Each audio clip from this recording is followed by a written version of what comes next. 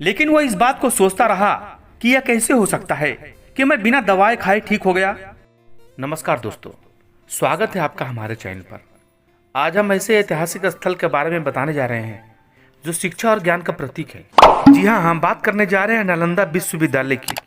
Nalanda university जो प्राचीन भारत का एक महान शिक्षा का केंद्र था, वह अपनी शिक्षा और विशालता के लिए पूरे विश्व में प्रसिद्ध था। यह विश्वविद्यालय न केवल भारत के छात्रों के लिए बल्कि पूरी दुनिया के विद्वान के लिए महत्वपूर्ण केंद्र था।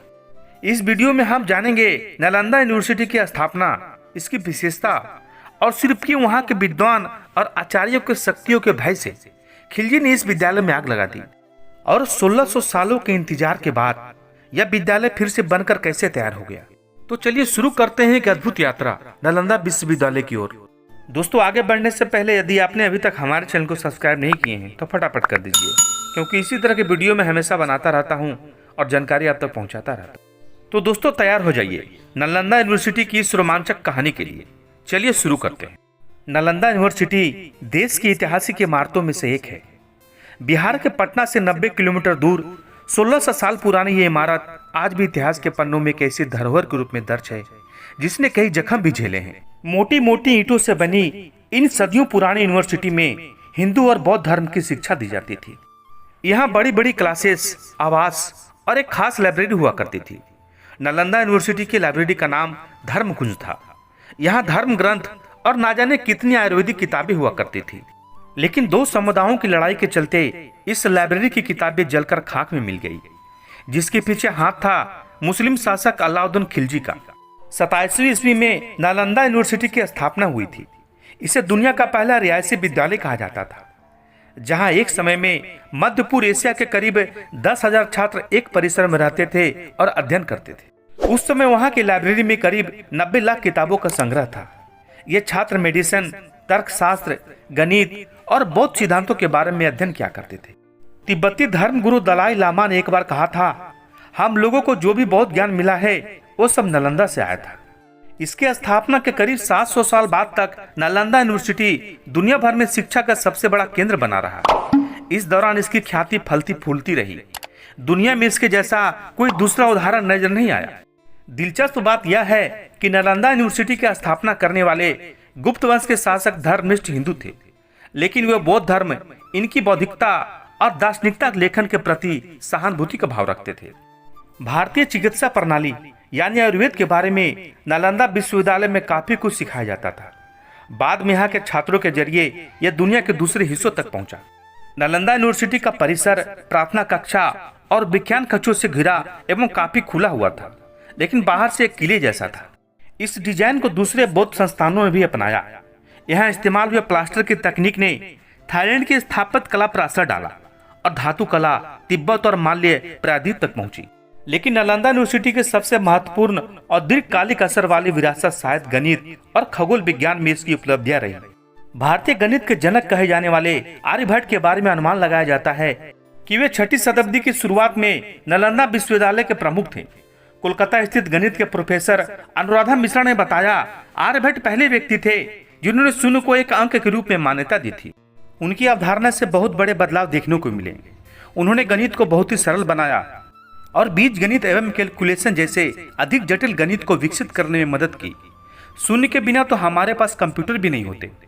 खगोल विज्ञान में भी उनका योगदान अहम है।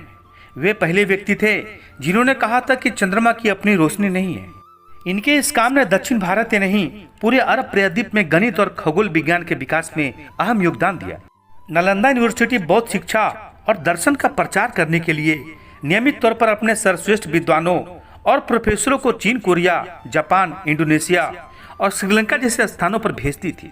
लेकिन तुर्की शासक बख्तियार खिलजी ने उस नालंदा विश्वविद्यालय में आग लगवा दी थी। कहा जाता है कि उस विद्यालय में इतनी पुस्तकें थी कि पूरे 3 महीनों तक यहाँ की पुस्तकालय में आग धधकती रही। खिलजी ने अनेक धर्माचार्य और बौद्ध भिक्षुक मार डाले। खिलजी ने उत्तर भारत में बौद्धों द्वारा शामिल कुछ क्षेत्रों पर कब्जा भी कर लिया था। खिलजी ने नालंदा विश्वविद्यालय को क्यों जलाया, उसके पीछे एक कहानी आती है। एक समय खिलजी बहुत बीमार पड़ गया। उसके हकीमों ने उसका काफी उपचार किया पर कोई फायदा नहीं हुआ। तब उसे नालंदा विश्वविद्यालय के आयुर्वेद विभाग के प्रमुख आचार्य राहुल श्रीभद्र जी से उपचार करने की सलाह दी गई। उसने आचार्य राहुल को बुलवा लिया तथा इलाज से पहले शर्त लगा दी कि वो किसी हिंदुस्तानी दवाई का सेवन नहीं करेगा। अगले दिन आचार्य उसके पास कुरान लेकर गए और कहा कि कुरान की पृष्ठ संख्या इतने से इतने तक पढ़ लीजिएगा, आप ठीक हो जाइएगा। उसने पढ़ा और ठीक हो गया। उसको इस बात से खुशी नहीं हुई, उसको बहुत ही गुस्सा आया कि उसके हकीमों से इन भारतीय वैद्यों का ज्ञान श्रेष्ठ क्यों है। लेकिन वह इस बात को सोचता रहा कि यह कैसे हो सकता है कि मैं बिना दवाई खाए ठीक हो गया। तब उसने वेदराज राहुल से पूछा कि मैं बिना दवाई खाए ठीक कैसे हो गया। तब वेदराज ने कहा कि मैंने कुरान के पन्नों पर एक आदर्श दवाई का लेप लगा दिया था और आपने थूक लगाकर पेज पलटा और उस थूक के सहारे दवाई आपके शरीर में पहुंच गई और आप ठीक हो गए। जब उसने ये बातें सुनी तो उसका दिमाग चकरा गया और सोचने लगा, यदि ऐसे ऐसे विद्वान हिंदू धर्म में होंगे और ऐसी ऐसी पुस्तकें इनके पास होगी तो हमारा मुस्लिम धर्म आगे नहीं बढ़ पाएगा। और उसे भय सताने लगा और बौद्ध धर्म और आयुर्वेद का एहसान मानने के बदले उसने 1199 में नालंदा विश्वविद्यालय में ही आग लगवा दी। इस आग की लपटों ने कई महीनों तक विश्वविद्यालय को अपने आहोश में ले रखी थी। यहाँ के विश्वविद्यालय की लाइब्रेरी इतनी बड़ी थी कि 3 महीनों तक आग की लपटों में यहाँ की किताबें धू धू कर जलती रही। इस भयानक त्रासदी में कई धर्मगुरु और बौद्ध भिक्षुक को बलि चढ़ा दी गई। इस विश्वविद्यालय के बारे में कहा जाता है कि इसमें 300 कमरे और 9 मंजिला विशाल पुस्तकालय था। इस लाइब्रेरी के बारे में बताया जाता है कि इसमें 3 लाख से भी अधिक किताबें थी। इसी पुस्तकालय को खिलजी ने आग की भेंट में चढ़ा दिया था। लेकिन खिलजी के इस नापाक इरादों को तमाचा मारते हुए इतने लंबे समय के इंतजार के बाद प्रधानमंत्री नरेंद्र मोदी 19 जून को बिहार में नालंदा यूनिवर्सिटी पहुंचे। यहाँ उन्होंने फिर से एक ऐतिहासिक विश्वविद्यालय के नए कैंपस का उद्घाटन किया और फिर से हम इस यूनिवर्सिटी में वही शिक्षा पा सकते हैं और पूरी दुनिया को हम मार्गदर्शन कर सकते हैं। दोस्तों, आपको ये वीडियो कैसी लगी कमेंट करके जरूर बताइएगा और साथ ही साथ इस वीडियो को लाइक करके अपने दोस्तों के साथ शेयर जरूर करें। पूरी वीडियो देखने के लिए आपका बहुत बहुत धन्यवाद।